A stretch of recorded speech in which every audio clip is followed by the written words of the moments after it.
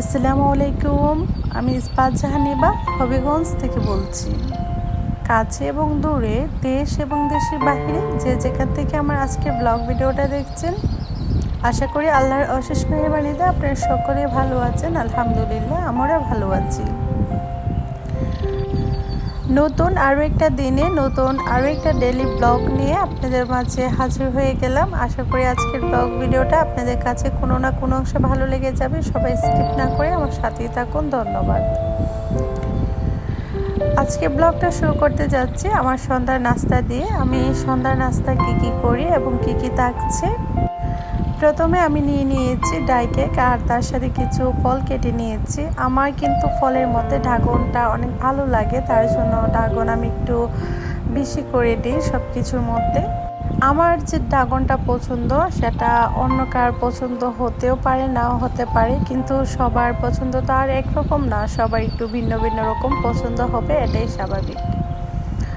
তো তারপরে খাওয়া দাওয়া শেষ করে তারপরের দিন আর কি দুপুরে, এখন চলে এসে দুপুরে রান্নাবান্না করব। যারা এখনো পর্যন্ত আমার ভিডিওটা দেখছেন কিন্তু একটা লাইক দেন না, প্লিজ ছোট্ট একটা লাইক দিয়ে আমার পাশেই থাকবেন। আর আমার ফেসবুক পেজের লিঙ্কটা দেওয়া আছে, সবাই একটু প্লিজ আমার পেজটাতে ঘুরে আসবেন।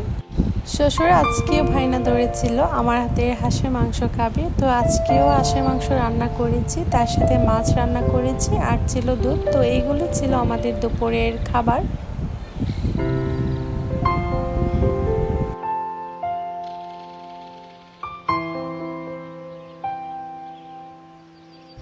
বিকেলে চলে এসেছি আমার গাছে পানি দেওয়ার জন্য। আমি গত ভিডিওর মধ্যে আপনাদেরকে বলেছিলাম যে আমার অনেক শখ গাছ লাগানো, তো আমি পছন্দ করি এটা। এই যে লাগাবো বলে অনেক দিনই হয়ে গেল, কিন্তু ফাইনালি আলহামদুলিল্লাহ আজকে অনেক দিন হয়েছে গাছগুলো লাগিয়ে ফেলছি, কিন্তু আপনাদের মাঝে শেয়ার করা হয় নাই। তো আজকে ভাবলাম যেহেতু পানি দিব, তো আপনাদের মাঝেও আমি শেয়ার করে ফেলি। তো এখানে বেশ কয়েকটা গাছ রয়েছে, ইনশাল্লাহ আস্তে আস্তে আমার সেই ছোট্ট ফুল বাগানটা আস্তে আস্তে অনেক বড় করে তুলবো ইনশাল্লাহ। কিন্তু এখন যেহেতু কিন্তু প্রথম ছোট করে শুরু করতে হয়, তারপর আস্তে আস্তে এটাকে বড় করতে হবে।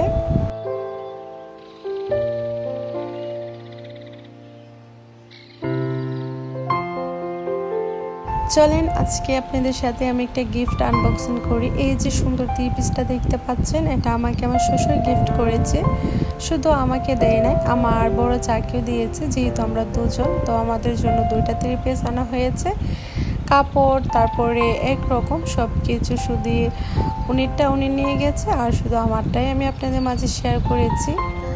তারপরের দিন সকাল, তো এখানে আমি সকালে নাস্তাটা করে নিতেছি। সব সময় আর কি আমরা সকালে নাস্তাটা বাসায় বানাই, কিন্তু আজকে আবার বাহির থেকে আনা হয়েছে সকালের নাস্তাটা। তো সকালের নাস্তাটা ছিল রুটি আর হচ্ছে ডাল, তো এগুলো দিয়ে আর কি আমরা সকালে নাস্তাটা শেষ করে নিব।